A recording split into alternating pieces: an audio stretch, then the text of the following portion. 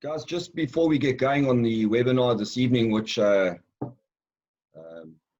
called it Equipment or Gear Part 1, I just want to cover a couple of things that we had covered in the previous two webinars for the new people that have joined, and I'd encourage you to go onto my YouTube channel and go and check them out. The first one dealt with how we choose a trainer and what you've got to look out for.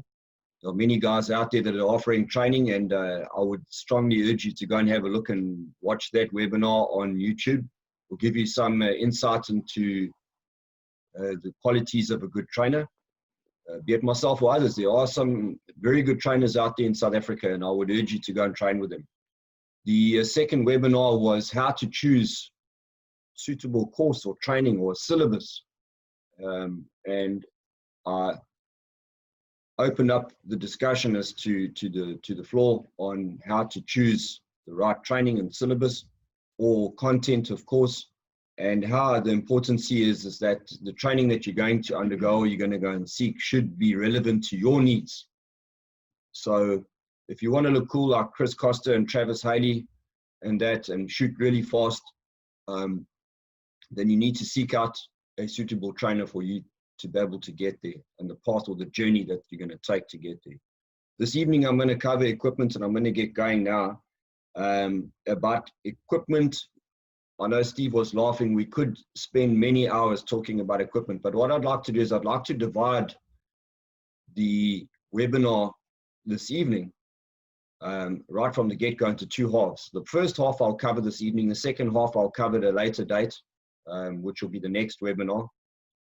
But this evening, I'm going to cover the equipment required to attend training that is specific to firearms training, and what type of equipment you should be looking at, what type of equipment you should be looking at purchasing and taking with you to a suitable training provider, be it unit standard-based training, be it non-unit standard-based training, be it to the shooting range to participate in a sporting event, but so that you don't pitch up there without equipment for you to enjoy and for you to reap the benefits from the training that you're going to be spending hard-earned money on attending.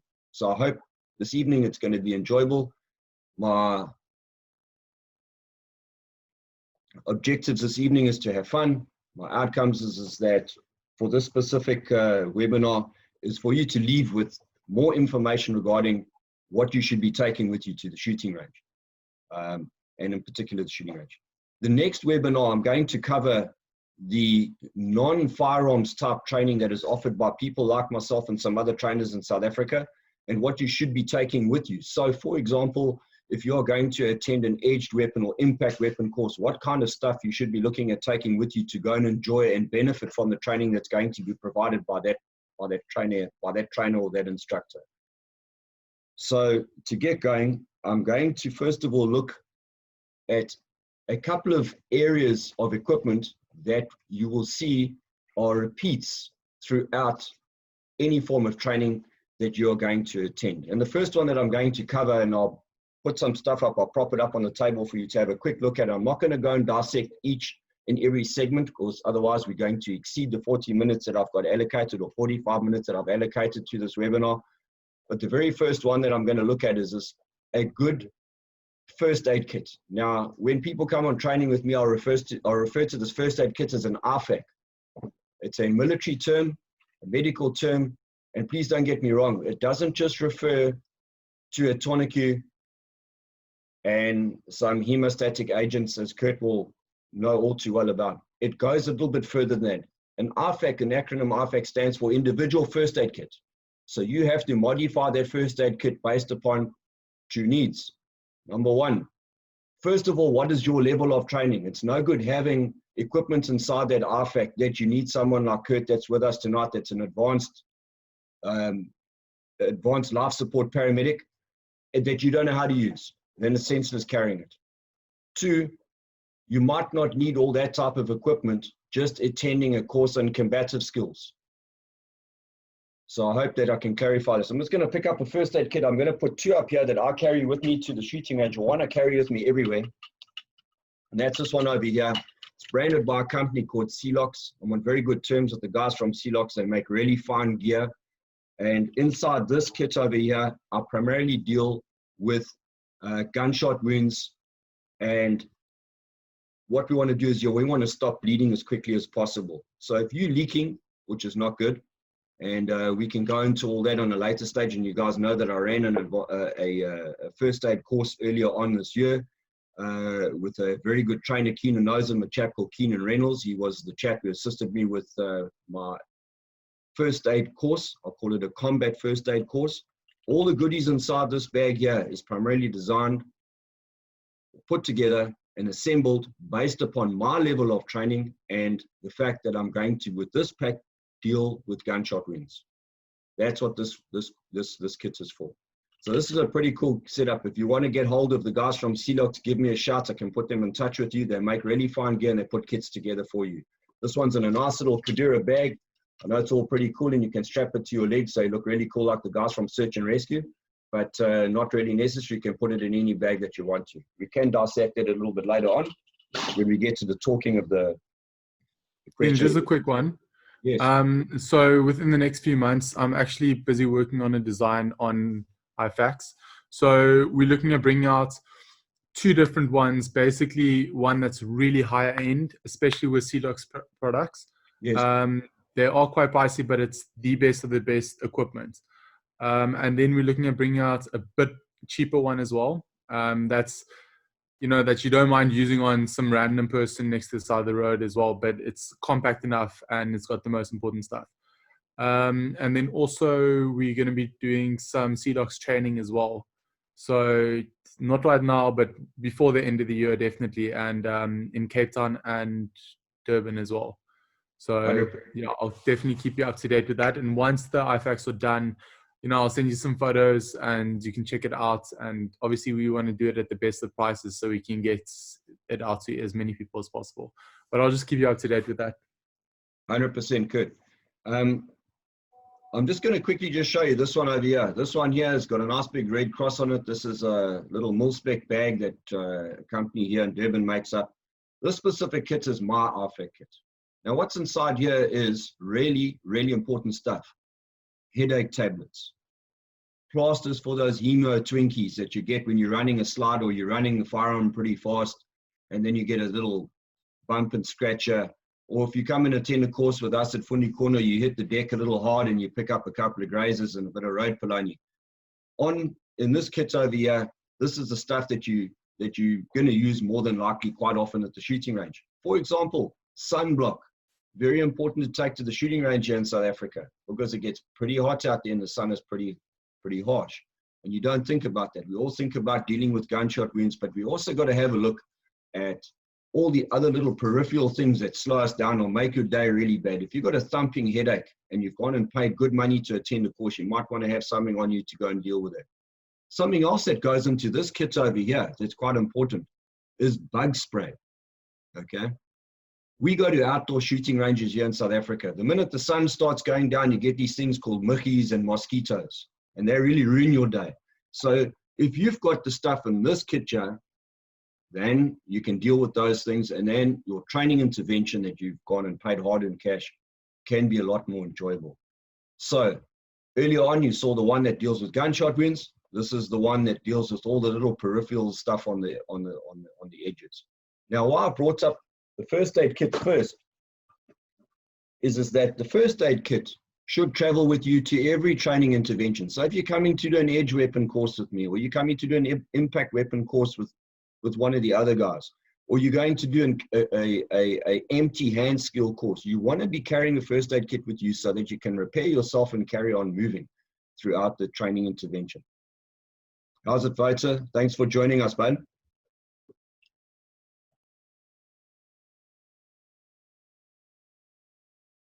Right, so the first aid kit has been covered. That is unison for any training that takes place. Oh, I think Vita just fell off his chair. Right, so the first aid kit has been covered. Now, what's important and what Kurt touched on there, which is extremely important, is along with the first aid kit comes the training. It's no good having all the cool Gucci stuff like hemostatic agents if you don't know how to use them. Not only is that important, but you need to also know the type of qualities that the hemostatic agents are made of, because there might be contraindications to the use of these hemostatic agents. And I'm sure Kurt will bear with me on that, especially if you're allergic to seashell or anything that comes from the ocean in terms of these various fishes that are available. Some of them have components inside there that are going to create problems for you. So along with the first aid kit should be the training. And for those guys that attended the combat first aid course that are presented, I'm sure you would have found that very beneficial in terms of how to build them and how and what to stock them with, so that you can get hold of someone like Kurt that's on the forum tonight and you know what to order. All agree? Those guys that have been training with me, just stick a thumbs up and I know that you received it. Right, thanks Neil. Right, what is important now, moving away from the first aid side of stuff, taking your first aid kit with you along to the shooting range, which is part of the kit that you need to take with you, is the following. I've got on the table here in front of me. I'll put them down somewhere. Guys, you need to understand, you're coming on a course. You need a good pair of pants with belt loops. Don't be rocking up and rocking one of my courses in a pair of tracksuit pants with your firearm stuck in your pocket. That is not going to fly. You need a good pair of pants. Now, this is not, ladies, and I know Shelly's looking at me there and she's smiling. I'm not selling you cool gear, the latest garb from wherever, Edgar's or AC Kerman's or somewhere. Get yourself a good pair of pants that's really hard wearing with belt loops. Don't rock up with a pair of tracksuit pants. I've had guys rock up on a course to come and do an advanced handgun course wearing baggies and a pair of flip-flops. Guys, it's not going to work. Honestly, you're wasting your time and you're wasting your money. Now, I'm not saying go out and buy yourself a new pair of 511s that are going to cost you 2,000 Rand and you're going to roll around in the dirt. You can go to Johnson Workwear and you go get yourself a pair of those pants there for $400 and it will work, as long as it's got some belt loops. The next most important thing that you need to rock up with a range at, if you are doing a handgun type course, guys, is a good holster, a good belt, and a good magazine carrier. Now, I see Patrick smiling there. Patrick, you won't believe it. I get people rocking up to the shooting range to come and do a low to no light course with no holster for their firearm. Guys, come on, man. You need a good quality holster. This is a Kydex one made by Daniels Holsters, Michael Jensen from Daniels, and there are a couple of others out there. Currently in South Africa, believe it or not, you can actually buy Bravo Tactical. That's available here in South Africa right now. There is an agent here. He's just joined us. His name's Ridwan. He's on the group. A good magazine carrier. If you're going to be attending any form of low to no light training, showing it for the camera, bring a flashlight. It's no good coming to the shooting range to be training with me at night and you do not have a flashlight. And remember my acronym. If 2 is 1, 1 is none. Just that simple. Okay. Then we look at the belt. What type of belt? It doesn't have to be some special high-speed, low-drag, tactical belt. But a belt that carries a firearm, if it's a leather belt, it needs to be double-layer leather. It needs to be stitched really well, and it needs to have a really good buckle because you're carrying a load of equipment around your waistline.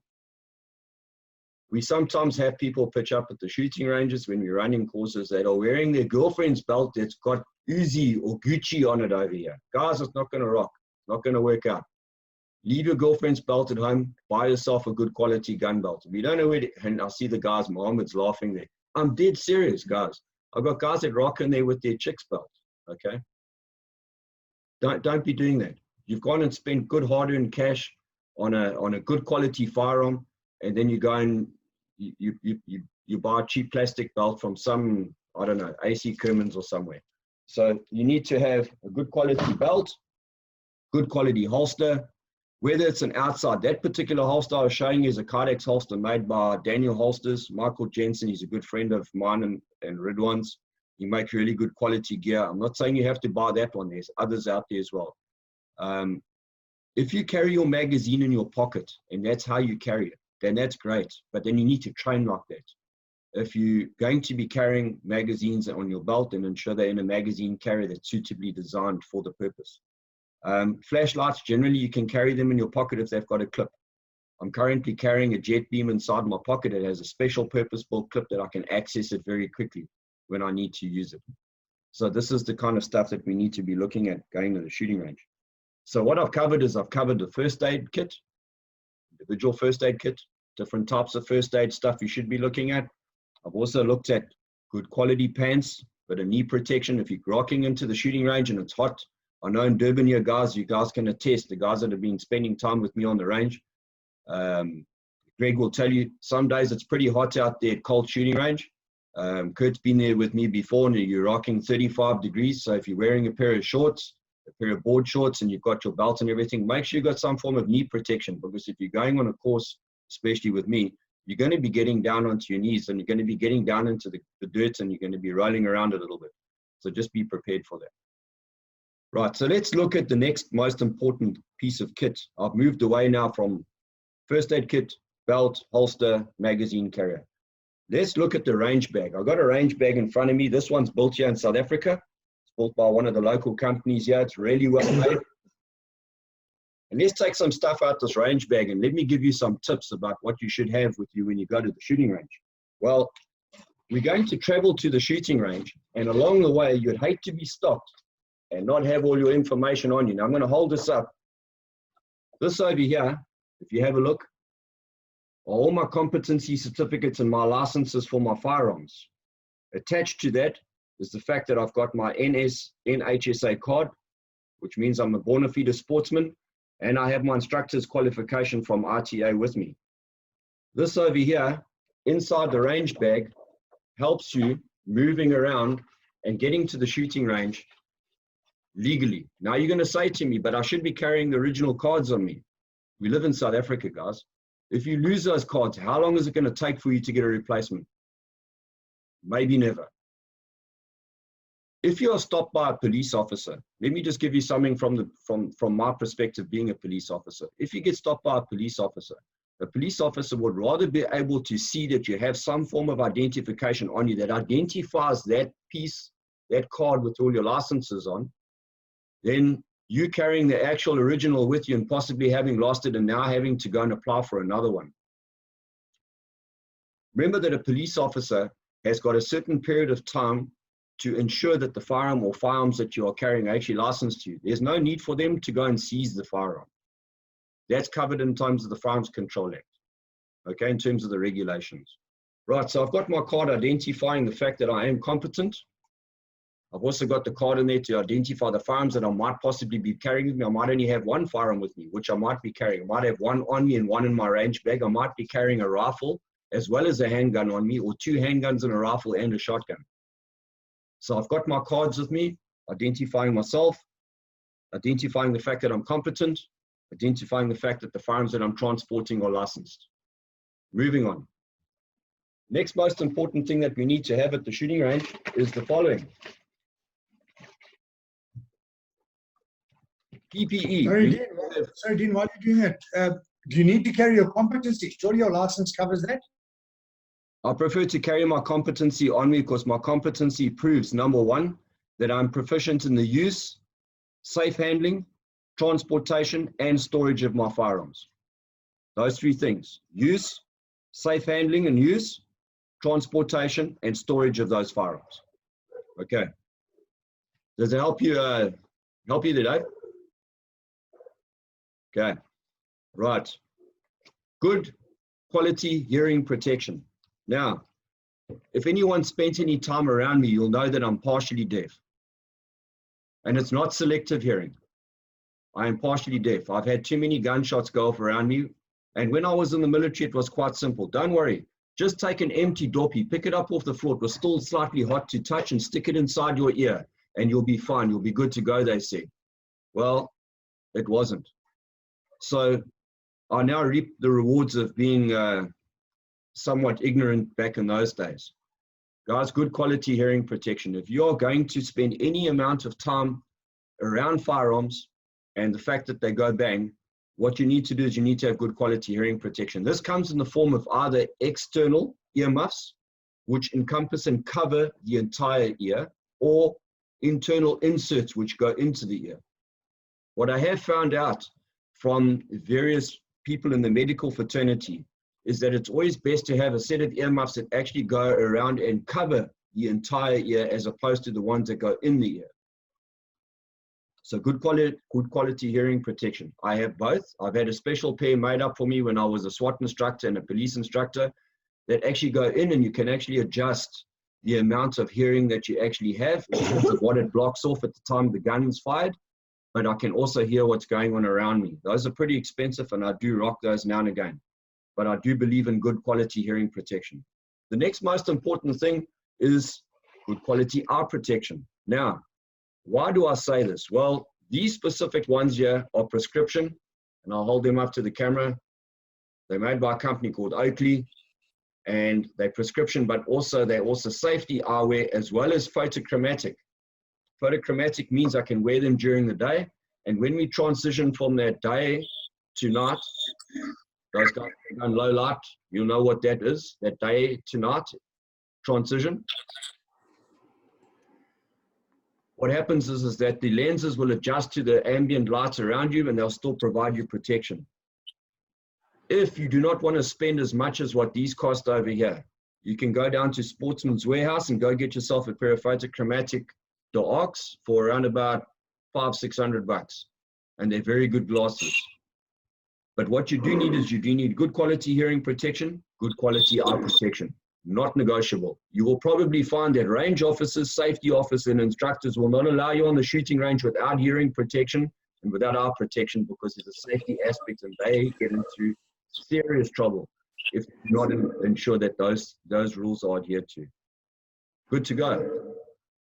Guys, all still with me? Yep. Okay. I'm gonna pack this away.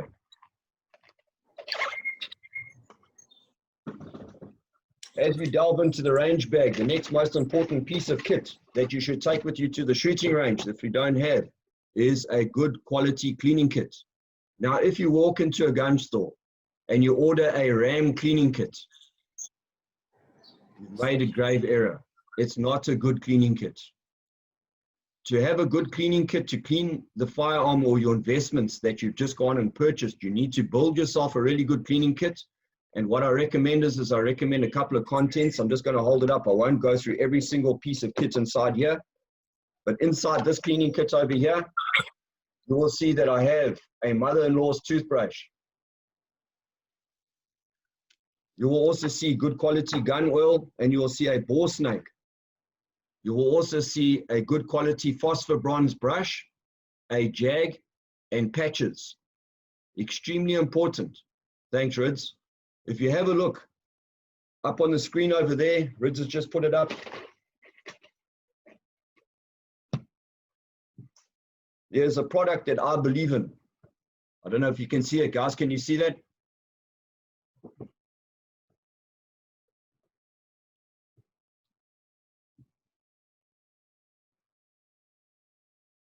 Do you see the brand Hoppy's number 9? Just give me a thumbs up if you see it. You don't all have to answer, as we're going to jam each other. Hoppy's number 9 can be purchased from Rids. He's just joined us at SA Tactical. Other fine gun stores. I'd recommend Hoppy's products. The reason being is that they are very good at cleaning the bore of the firearm, the barrel of the firearm. It's also a very good lubricant. Hoppy's number 9, very good stuff. It's been around for years, almost as long as me. If you go to the shooting range without a cleaning kit and you start experiencing problems with your firearm, the range officer, the instructor, the safety officer, they can't help you. And guys, cleaning kits are very personal things. You don't want to be using someone else's toothbrush. You want to try and keep it within yourself. You know this COVID thing is real, eh? Good quality cleaning kit. As a Dean, Yes. I just want to check using Ballistol for cleaning. Would you recommend that? Ballistol, you're talking about Ballistol. Yes, Ballistol. Ballistol is more of an oil than a cleaning agent unless you buy them separately. Okay. You get Ballistol oil and you get Ballistol cleaning agent. So just make sure you're not using the cleaning agent as a lubricant, okay? Okay, cool. Okay. Have I helped you there? Perfect. 100%. Right.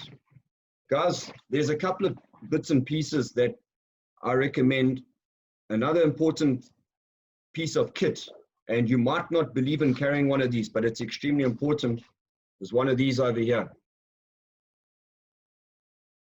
This is a pro timer. What this does is it allows me that once I've attended a course with a good quality trainer, remember when I spoke to you with regards to the trainer and then the type of course that you attend.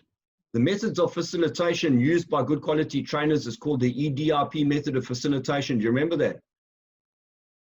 So they're going to teach you things. Then they're going to send you away to go and practice it. You're going to need this to practice with. If you don't have a good quality pro timer or a timer, you don't know how to practice. This is if you're training by yourself, if you don't have a training partner or a training buddy. This comes in handy because this measures the time at which you are traveling to achieve a specific toll or task. Okay, so this specific one over here is a speed timer. This is relatively available. Well, these are available in SA, but this is a relatively easily available one. And these are pretty good tools. Remember to tool. Yeah, you've actually just made up my mind. I was actually going to ask you about that, if I should get one or not. What pricing are you looking at, and which one would you recommend? Is there a specific one or specific price that you would recommend for one? Kurt, I would recommend something in the region of around about anything between 650 and 1,200 Rand, somewhere around there.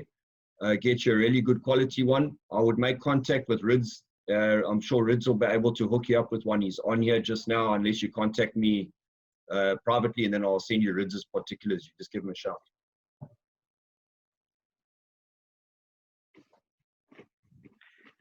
Dean, for those who are on a budget, you can get apps on your phone to do a similar job. They're not as good, but you know, for training purposes, as opposed to competitive purposes, you know, it will do until you're at the point you want to invest in actual hardware.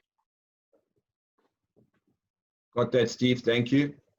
Did you guys get that from Steve? You can run a phone app. Okay, phone apps do work. Steve and I have used the phone app on the shooting range. What I like about the Pro Timer is that once it's been set, I don't have to fiddle with it. I clip it on one of my pieces of kit. I run the Pro Timer. It's really, really loud. That tone is, you'll know that tone from a mile away. If you go anywhere near a shooting range where there's sport shooting taking place, you'll know that tone. It pierces right through the ear, hearing protection. Guys, just going on to a cheaper option. If you have a training partner, like I'm lucky enough to have Steve around, or I have Rids around to train with me, there's a cheaper option. A Mr. Price stopwatch and a Fox bat whistle. They work just as good. Okay. What's nice about this is when your buddy's using this, he lets you know when you're taking too long. Okay. So that's a good piece of kit. Have in your range bag. Never know when you're going to use it. Remember, batteries also run flat, which is something I'll talk about just now. Right, delving into the side pockets of my bag. Who knows what we could find? Now, before I show this, how many of you out there run drills, dry fire drills? Just stick up your thumb if you run dry fire drills. Patrick got his hand up. Greg, I see that big thumb. Vota, I see your thumb. How's it, guys? Okay, Brian, yes. Kurt, all run dry fire drills. Then I'll take it that you guys all have these. These are drill rounds. If you do not have drill rounds in your shooting range bag, you're not training to your maximum potential. Drill rounds are quite important, and there are two different types of drill rounds in this box. I'm going to show you the first one. This is a normal drill round. This specific one here is a plastic injection molded drill round. They last a couple of cycles through the pistol when you're working with the pistol, and they're pretty good. The only thing is they're not weighted, okay? So they don't give a realistic weight to the magazine. These ones over here, if I can hold up to the camera, this specific one over here is called a snap cap. Now there's a difference between a snap cap and a drill round. A snap cap is designed to be dry fired upon. So the firing pin strikes a snap cap, and because it's spring loaded, it simulates or emulates it striking a primer. So for those of you who carry the older type firearms. Browning high power, CZ75 pre-B model. This is what you want to be using, the snap cap. You guys got that? Guys that are running these safe action pistols, you know, the guys that are the non-CZ owners, the striker fired guys, the Glock and the Smith MNP guys. We use these plastic ones because we can dry fire those things till the cows come home. Okay, don't damage them. Draw rounds, very important. Okay, along with the draw rounds, what you should have. I run these over here. Clear magazines, see-through magazines when I'm running draw rounds. The reason being is I can see I don't have any live ammunition in this. There's a story of a very well-known shooter, a shooter that lives here in KZN. Someone who has not only represented KwaZulu-Natal, but represented South Africa. And he was doing a lot of dry fire practice prior to going to an international event. Unfortunately, he put a hole through his TV.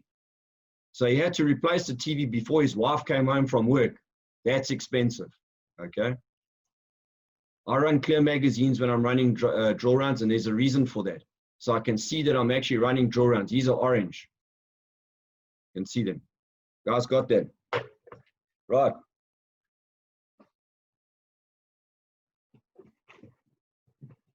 You need to have a quiver of spare magazines.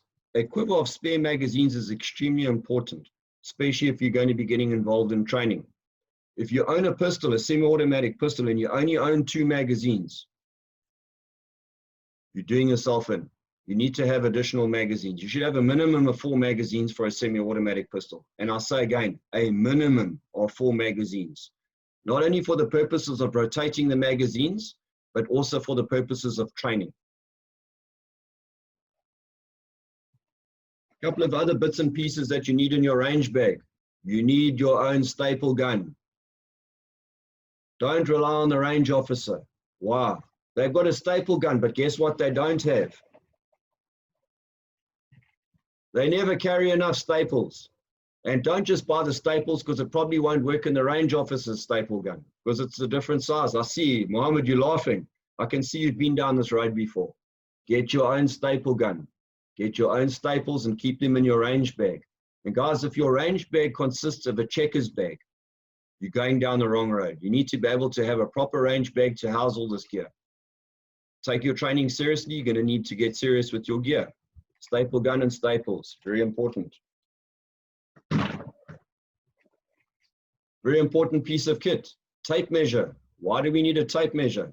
How many of you out there right now, out of the 20 odd people that have joined us this evening, are members of a sport shooting club? Just give me a thumbs up. I am. Right. How many of you are members of NHSA? I am. What distances do we have to shoot our shoots at?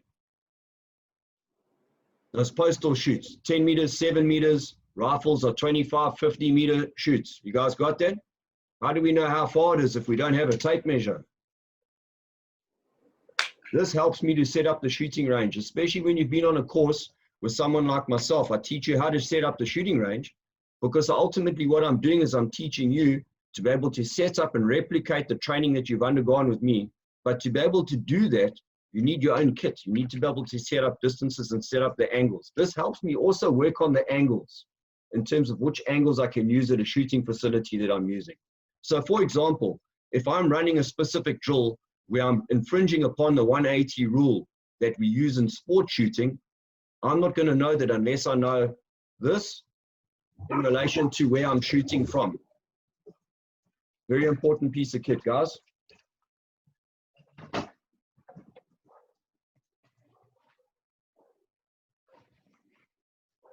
Now, we live in South Africa. I know that you guys, Kurt, you guys, Patrick, down in Cape Town have inclement weather. We're standing at the shooting range. It's overcast. I've been at False Bay and I've been at that shooting range. I'm not sure the name of it, down in Cape Town, which is on the mountainside right there below Table Mountain. The Devil's Peak one. Yes, and inclement weather is coming. Guys, what this is not a jacket. It's not a raincoat. This is a poncho. Why would I choose a poncho over a raincoat to be inside my range bag? And you saw it came out of the pouch that's on the side here. There it goes. It's a poncho that covers me right down to my ankles. A proper poncho. Why would I choose a poncho over a jacket?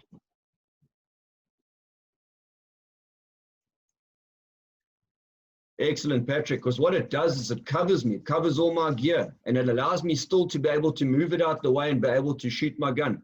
You guys haven't watched any of those baked beans and spam movies of Bud Spencer and Terence Hill in the days? Or am I giving away my age here? Guys, a poncho works way better than a jacket on a shooting range. Herbert, you're laughing. Giving away my age. A good quality poncho works way better than a raincoat on a shooting range. I learned that when I was a young police instructor teaching SWAT courses. And ever since then, I will carry a poncho with me as opposed to a raincoat. It works way better. It keeps me nice and dry, it keeps all my gear dry, and it still allows me to train. So just it's food for thought. Guys, use it, don't use it. It's out there. Now, I just want to delve into some other things that you should be looking at getting, and I know that.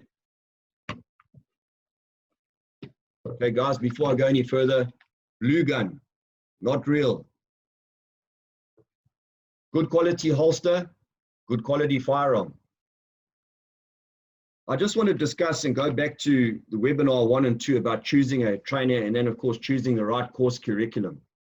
If your trainer does not include the use of a blue gun in certain facets of training, you're not training at the level you should be training at. You're training at a too low a level. You should be using blue guns for certain drills and not real guns, especially when we're working in structures. Now, Patrick's been training, he's trained with me before. We've worked together on some stuff at False Bay. When you're working inside a structure, this is way safer than using a gun until we've got the foundational stuff out the way. Blue gun, good quality blue gun. You need a blue gun, contact RIDS. Good quality blue guns like these over here are available. In this specific one, I can take my light, I can attach my light to it and put it in a holster. The holster that you saw on the belt earlier takes a surefire weapon mounted light. This one, good quality Daniels holster, Kydex, takes a blue gun and you can hear it locks into position. That's what you need. What's important is, do I have the magazines to go with it? Now, some blue guns allow you to do magazine changes, others don't.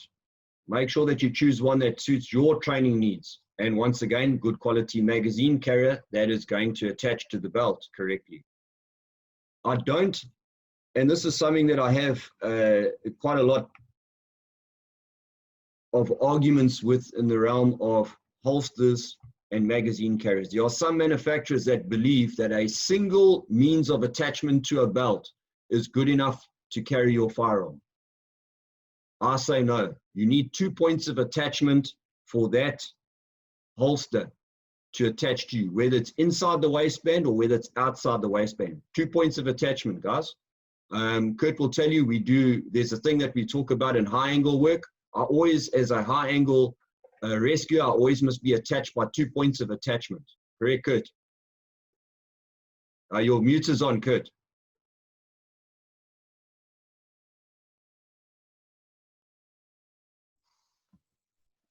Whoa, what's happening? Yeah, your mute was on. Sorted? Yeah, you're on. Okay. It's gone off again. Okay, so I'm just going to go ahead here. When you are dealing with a firearm, if you are standing on a shooting range and all you're doing is waiting for the pro timer to go beep and for you to draw the gun and shoot at a target, 1 point of attachment is fine. But when you take your training to the level of where you should be and you start getting physical with an opponent and we end up rolling around on the floor fighting for your gun, you want 2 points of attachment and you want a positive retention on the firearm inside the holster. Does it make sense, guys? You would hate somebody to rip the firearm off your side whilst it's in the holster. And I can tell you, and I can attest to police officers losing a firearm, because what they've gone and done is, for uniform police work, they're carrying the firearm in a paddle holster on a duty belt. they get disarmed of their firearm because it's a paddle holster. There should be no paddling anything. The only thing we should be paddling is a kayak, not a gun. Okay.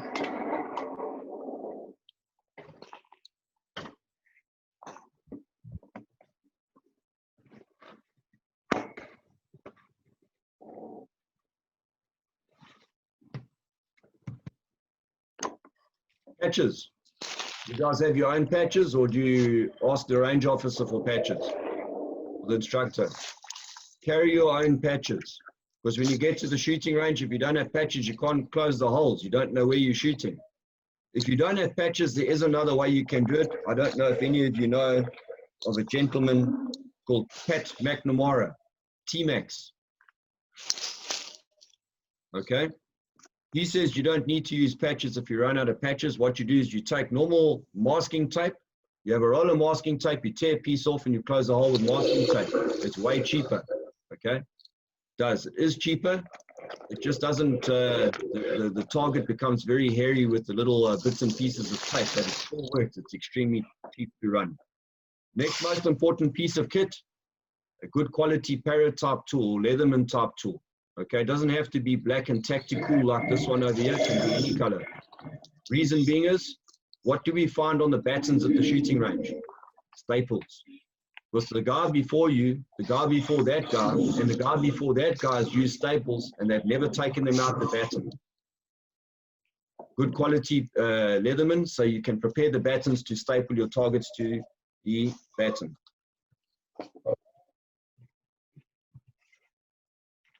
If you're going to be working and attending a course that transitions from day to night, if you're transitioning from day to night, you need to ensure that you have the following with you.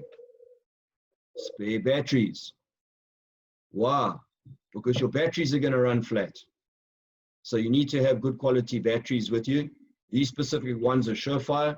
If you can't get Surefire, get hold of Rids. I'm sure you'll hook you up with Panasonics, which are actually the Surefire batteries are made in Panasonic's factory. Okay, don't let anyone fool you. The Panasonics are made in Surefire, for correction, Surefire batteries are made in Panasonic's factory. Guys, got that? 2 or 1, 2, 3s, unless you got a rechargeable.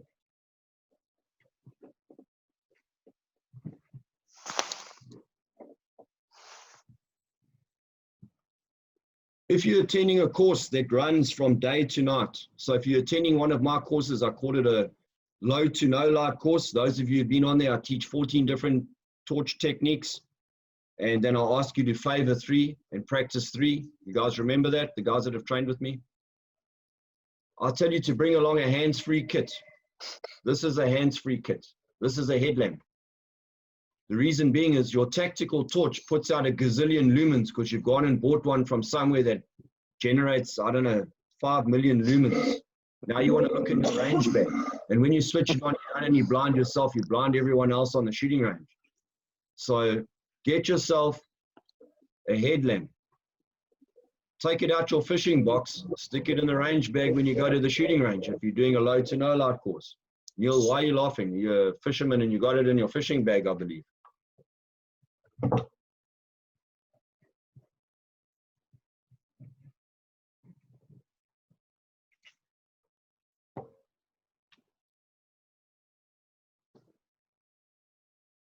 Grandpa headache tablets. You remember I said to you, the sunblock and some extra sunblock because I got a big nose and big ears and I want to protect them from the sun.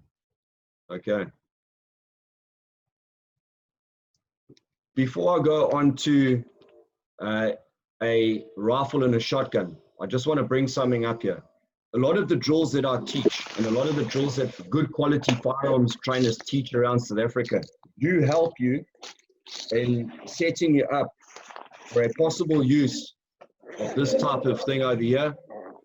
This is a Glock made airsoft training pistol.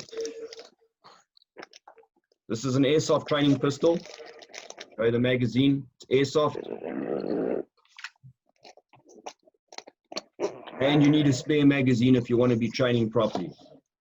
Now this is made by Glock. You do get ones made by CZ. For those of you that weren't able to buy a Glock, We're sorry for you guys. You bought a CZ. Just joking. Ah, Yeah, I'm getting some really snide looks at the moment. Guys, if you really want to run your training, what this does is this aids you in training the very same drills that the guy or the trainer that's trained you in, and it allows you to close your garage door at home and run the very same drills at a way less cost to you than the current 4 Rand or 5 Rand a round for 9mm para. Okay. What's important about the use of an airsoft in that there is that you need to understand, in terms of the Firearms Control Act, it's not regarded as a firearm. If you were to pick it up and point it at an animal at home or another human being and discharge it, it becomes a firearm. Make sure that you are aware of that.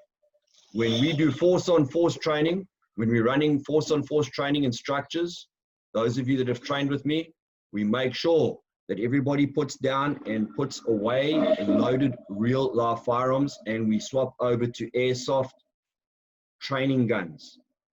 Okay, very important that you guys know that. I'm going to quickly change over just to the shotgun and a rifle quickly just to cover those, and then I'm going to open the floor for questions. Have a quick look at the rifle.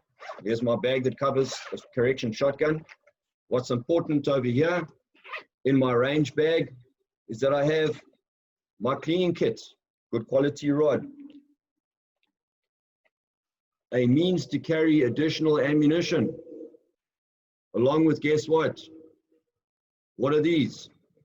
Drill rounds. drill rounds. Drill rounds, very important. Okay. Why is it so important to use 12-gauge drill rounds in a pump-action shotgun? The weapon is a very simplistic weapon system, but if you don't know how to run it properly, it can become very complex. This helps me to overcome that in terms of my training. Just very quickly, I'm going to open up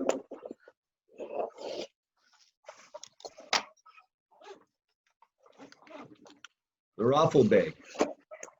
Okay, I run a South African-made Galil, known as an LM or Galil Major cleaning kit.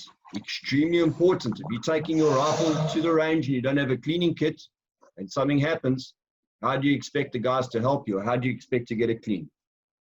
Spare magazines, and of course, what's very important here, infamous drill rounds. Very important. There is a piece of kit that I do need to show you that I don't think too many people know about. Just want to grab it out here. It's inside here. This is probably the most important piece of kit inside my range bag. Can anybody identify what this is? No, Rids, don't say anything. And Steve, do not say anything. Anyone else like to have a go other than Steve or Rids? Let's see these guys that have trained out there. Yes, Patrick, you got it. Okay. This here is a brass rod. Not the cleaning rod, not the one that comes in the cleaning kit. Do not use a rod that comes in the cleaning kit to remove a bullet stuck in the barrel of your firearm. You will score the inside of the barrel. I see too often what happens is that a guy will be using reloads that his friend's brother-in-law's cousin loaded for him with talcum powder. And when they're training on the shooting range, they have what's known as a squib load. There's a bullet stuck in the barrel, a projectile, the bullet is stuck in the barrel. And what happens is a good Samaritan on the shooting range whips open his range bag, takes out the cleaning rod with the jag on it, which is phosphor bronze, which is extremely hard, and proceeds to smack the bullet out. Very important that you know that you use a soft bronze rod, which if you look very carefully at this one, I wish I could show it to you, it's actually peened over at the ends because it is soft brass. Does anybody know which direction we should take that bullet out in? Should it go from the chamber side out, or should we go from the muzzle side in reverse? Muzzle. Okay, someone says from the muzzle, someone says from the chamber, From the throat outwards. from the front, Throat, from the chamber. from the chamber. Okay, what you got to understand is, on the muzzle end of your firearm, if you have a look at it, preferably not loaded, I'm sure you guys are all past that phase. When you have a look at the front of the muzzle of your firearm, you'll notice that the barrel has been cut. There's an angle cut into where the rifling ends. That is called barrel crowning. You don't want to fiddle with that. You don't want to disrupt the crowning on the end of a barrel. Just a thought, because that's going to alter the accuracy of where the bullet is thrown downrange. Guys got that? Okay. This is extremely important. Go to one of these companies that sells metals. Go get yourself a brass rod. Make sure it's longer than the length of the barrel. And yes, Patrick has been simulating the technique used there. And you tap the bullet out. It's as simple as that. You guys got that? I hope I've been able to help with that. Right.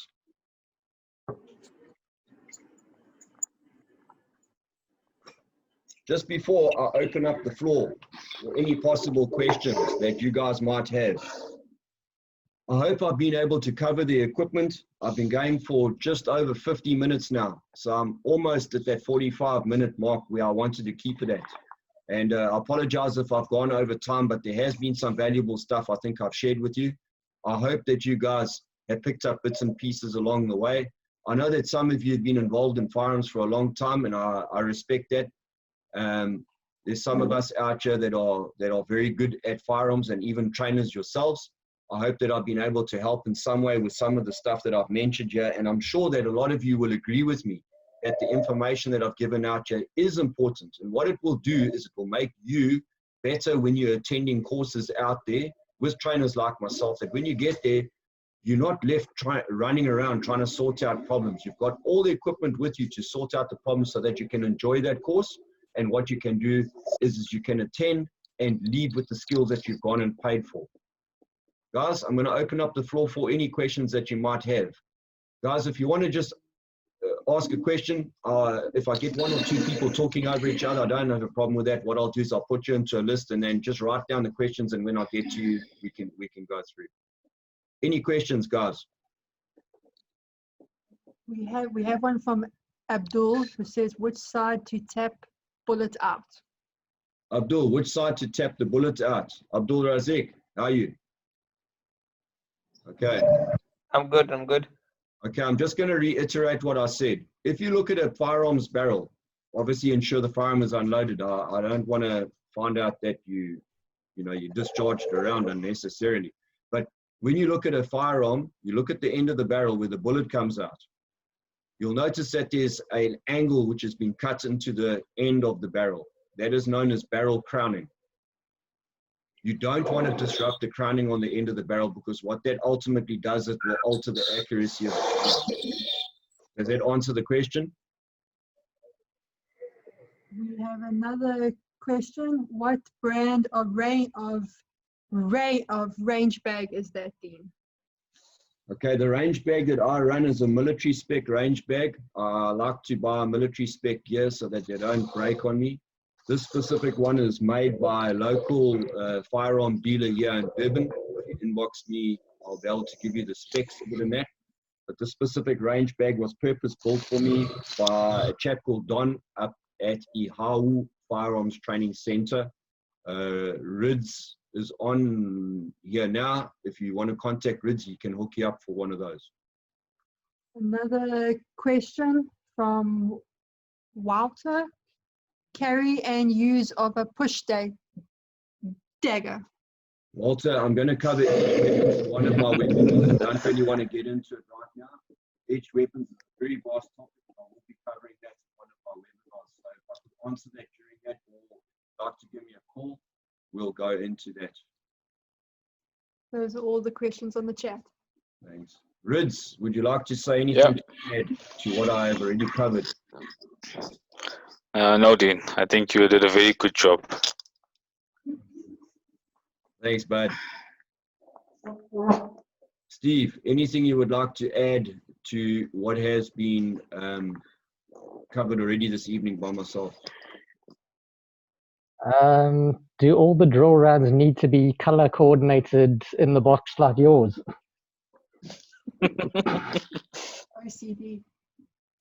That question was asked because I suffer with OCD. All the orange ones have got to be together. All the white ones have got to be together. The blue ones have got to be together. So, yeah, if you know me, I like to pack my stuff in a specific way, and I don't allow anyone packing my gear. I know. Look at Greg. He's looking at the roof and smiling and laughing. Shelly will get to know me when she comes to the range. I like doing stuff in a specific way. Then we have another question. What footwear? Footwear. Anything that's attached to your feet. If they're a set of Moses Road Runners, just make sure they're attached to your feet.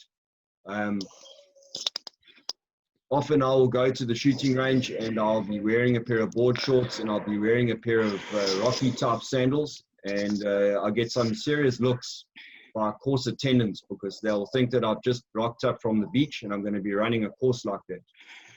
I'm a great advocate of when you arrive to go for training, whether it be in the sphere that I've been talking about, which is firearms related, or on the other side where we're talking about empty hand, impact weapon, or edged weapon. I would like you to dress in the attire that you normally wear. I brought this up on one of my previous webinars. It's no good coming to one of the seminars or one of the courses myself and Rids run, and when the guys pitch up, they decked out in full camo get up with combat boots, a ballistic helmet, and a ballistic bullet resistant vest. And then when I go through and we introduce everybody, we find out that you're a dentist. If you dressed like that and you're a dentist, I'm probably going to be looking for another dentist because I'm a bit concerned about your dental skills. So yeah, if you wear jeans to work and you wear a pair of tackies, then that's fine. But it would be frowned upon if you were barefoot. We have another one. Where can I get clear rounds for a CZ? Clear rounds or clear colored magazine? Clear colored magazine, Dean. For season. Okay. I don't think you get them. No, you don't. That's why I'm asking. Yeah. Disney doesn't have, so yeah, I've been looking for a long time. Another reason to get a Glock out. Okay. Yep. Vito, what you're going to need to do then is you're going to need to police yourself really well. And like I told a lot of the guys, when you're going to be doing any weapon manipulations with draw rounds, what you need to do is you need to ensure that you've taken all the live ammunition away and replaced it with good quality draw rounds, preferably high vis, and then check and double check and triple check, and then run your drills. And then when you're finished, obviously take the draw rounds away and replace them with live ammunition. Copy, thanks. I do have a story to tell you about draw rounds, though. There is a law enforcement agency, I can't mention any names, but a law enforcement agency appointed, let's just say, some less than ideal trained individuals to work within their armory division.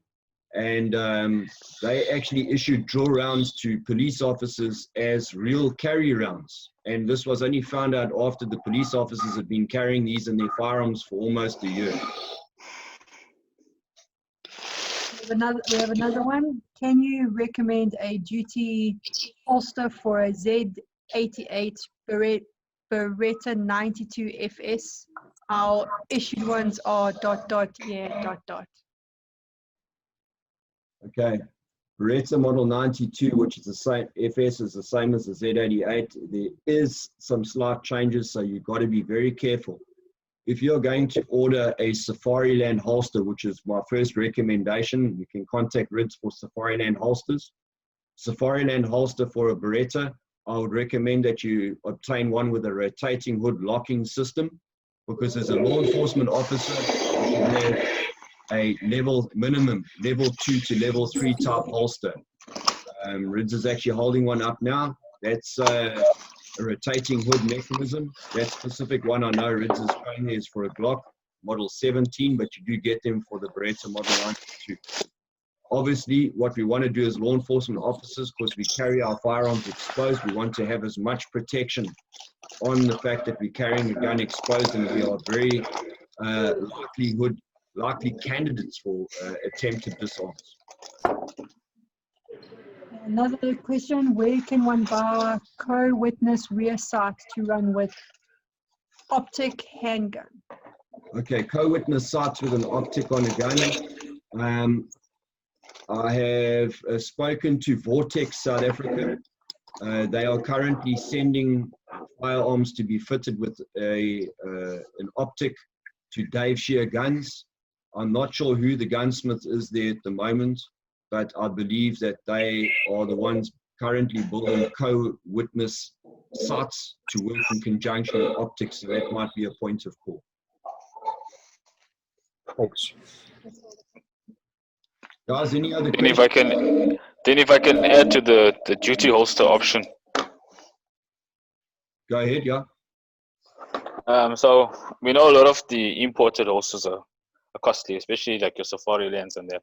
There is a good holster that is an internationally acclaimed holster, but it's locally produced, called a Secure 3. So it's the latest version of the CR Secure, which is called a Secure 3. It's a very good option. My members have been using them for a year or two now, and they work really, really well. You also can move them onto other platforms like a Thai platform or Molly platform if you need to. It's ambidextrous as well. So that's a level 2 holster. It's got a retention device there. Yeah, Rids, that one is made by Franco Resco. That's it. Yeah. Okay. That's it. For which firearm is that? Or can you get them for the CZs? I can tell you, we do sell them. So yeah, you can. We supply them. I don't know if you can read on the screen, but maybe I'll just read it out for you. So your Glock, basically all models of Glocks, your Beretta PX4, your Beretta 92 FS, your CZ P07 and P09, your CZ SP01 Shadow and Shadow 2, 1911s and 2011 pistols without a rail, 6-hour P226, 6-hour P2, or is it a, no, 2022, Remington RP9 and Smith & Wesson SD9 VE. They do fit some other holsters that are not, firearms that are not listed here that would be similar because you get different adapter plates. But yeah, let me not speak about it for too long. If you guys need further information, give us a shout. Let me just add something about Franco Resco and the design of that holster. Franco Resco used to sponsor myself and a couple of other shooters in the early days with the CR Secures, and they've gone through a lot of changes. They bettered them, and they've got to the point now where a couple of the guys that work with me at work at Search and Rescue now carry their guns in them because they are secure and because they're really strong. I mean, we go out to sea on ribs at high speed and we transition from one vessel to the next. The last thing you want is a firearm falling in the water. And they are very good. They are good quality holsters. What's nice about them is exactly what I advocate, and the ability to be able to draw and reholster the firearm one-handed. Very, very important. Go ahead, Riz. Dean, I'm not sure because I joined late, about 20 minutes late. So there's 3 items that I didn't hear you speak about, but you may have already. But yeah, the one is a sun hat or bush hat. It's extremely important in most situations.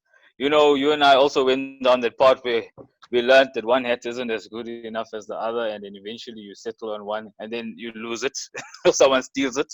But yeah, I would say a water-resistant sun or bush hat, because you can use that in either weather condition. A sweat towel that's not too big, a hand-based sweat towel that dries easily. And the third one that's really important, even in a duty environment, is a dump pouch. That's it. Riz, I didn't speak about a hat or a cap. You guys must understand that in some courses, it's mandatory. If you travel overseas to the USA, like I have done, and you've attended training over there, they will not allow you onto the shooting range without a cap. You have to wear a cap, a baseball cap. You have to wear one. And what that is for is it prevents the doppies from going and landing behind your glasses or your safety protection eyewear and burning your eyelid. And you will laugh, but there's a lot of people that end up with having those little hot marks left on their eyelids. So you have to wear a baseball cap. And here in South Africa, we don't force people to wear them, but it is advised. And of course, a hat. I mean, it depends where you are training. Myself and Rids have been up in Kimberley, where I think it was about 47 degrees on a shooting range, and you want a hat. You want a hat. You definitely want a hat. With regards to a hand towel, it goes without saying. If you look in my range bag, you look at Rids' range bag, you'll find a hand towel because we sweat, our hands get sweaty, we put on sunblock, and the next minute we've got nowhere to wipe our hands, and then you're wiping it on your pants, and then you're rolling around in the dirt. Doesn't look good. So we run a towel. The other thing that you can add to your shooting range bag, I don't have mine here, is a little clear tube of that. It's a little hand cleaning solution that you can clean your hands. It's dry hand clean. You can just smear your hands and clean it because you're working with a firearm, you're working with gun solvents and oils. It doesn't mix well or bode well with your sandwiches later on during the day, because then we don't see much of you. You're spending most of your time at the latrine. So I would recommend some form of means of cleaning your hands before obviously going for your lunch break. Talking about nourishment and that at the shooting range is quite important. It's something that hasn't been covered by a lot of trainers, but having enough fluids at the shooting range, extremely important. You guys, you've got to understand that you're burning off a lot of calories when you're at the shooting range. It might not seem like it, but the distances that you walk, the distances that you run, the amount of energy that you're using, you need to fuel yourself. So just be careful. I wouldn't suggest bringing large meals with you. Depending on who you're training with, you might see it again. It might come out, depending on what kind of activity you're doing at the shooting range. But I would recommend good meals, something to eat on the go, and of course lots of fluids, depending where you're operating or what course you're doing. Any questions, guys? Anything you'd like to know about any of the kit that I unpacked here, which I'm going to have to pack back just now when we switch off? Anything you'd like to know? Anything you'd like to know where you can get it from, and then I will steer you in the right direction.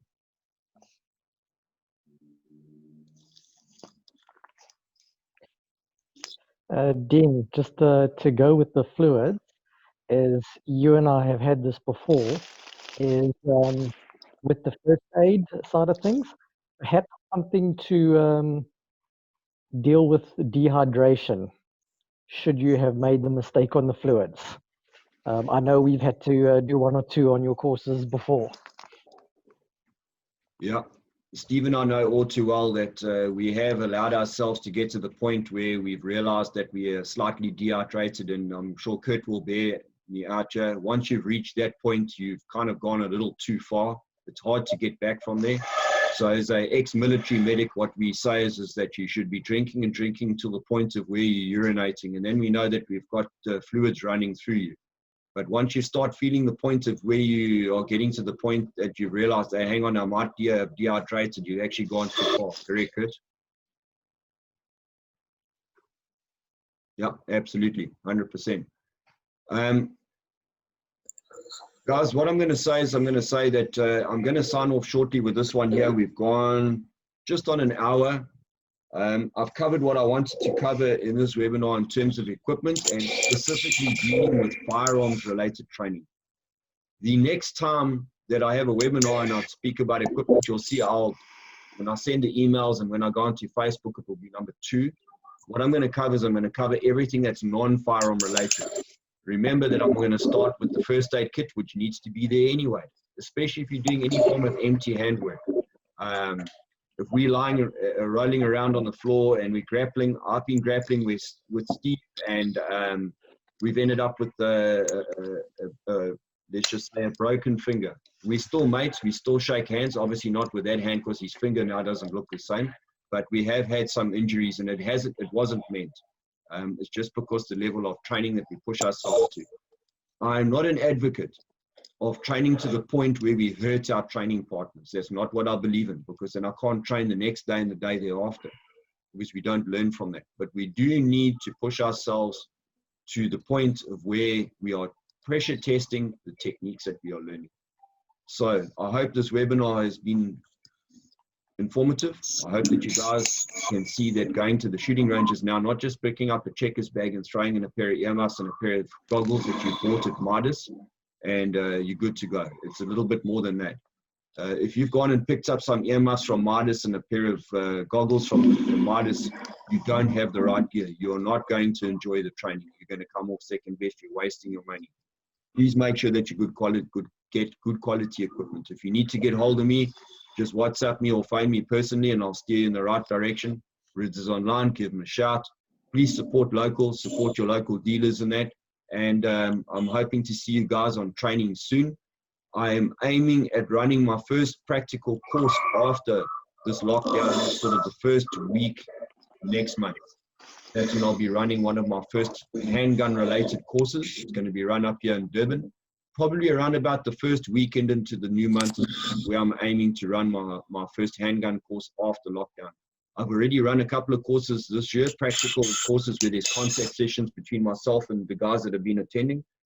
But like I say, yeah, probably the first week into next month is where we're aiming to get to the shooting range and run some handgun training.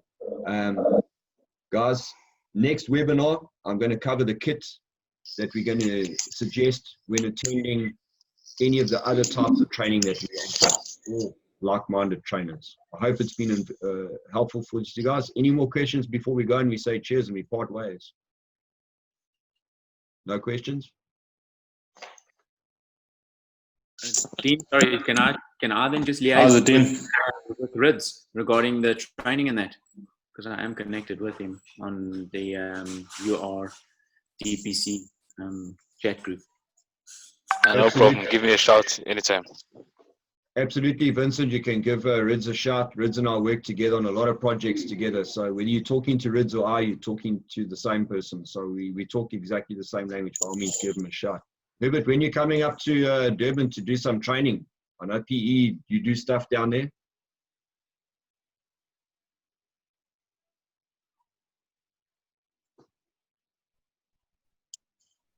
I will contact them.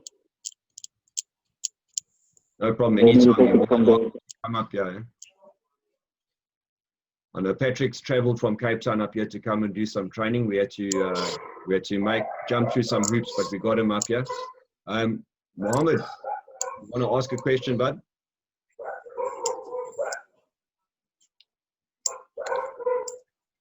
Not much a question, but just to add to the fluids and stuff that you were talking about. As you know, we do have some very hot days, especially in Durban, KZN areas. Slow mag, something very good to take prior to training. Or really, really good. No, 100%. Thanks, mate. Any other questions from anyone? Anyone want to ask anything before we start signing off? All good. Guys, I want to thank you all for joining in. The guys that are far and away. Patrick, thanks for joining in, bud. It was good seeing you. Thank you. To some of the new guys that I haven't really got to meet, please touch base with me. Give me a call. My phone is on. Give me a shout out. Those of you that want to come and train with Rids and I, please give us a shout out. We're looking at, as I say, the first week next month. We're going to be doing some practical stuff. Be on the lookout for future webinars. I'm going to be doing the one on equipment, which will be part 2.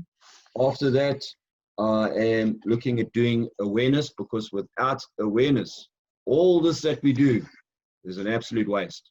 So we'll be doing a webinar on awareness, and then after that, the force continuum. Force continuum is very important in terms of the application of force against another person within the legal parameters of South Africa. So yes, be on the lookout for the webinars, and hopefully you guys will join us then. Please be safe, and hope to see you guys soon.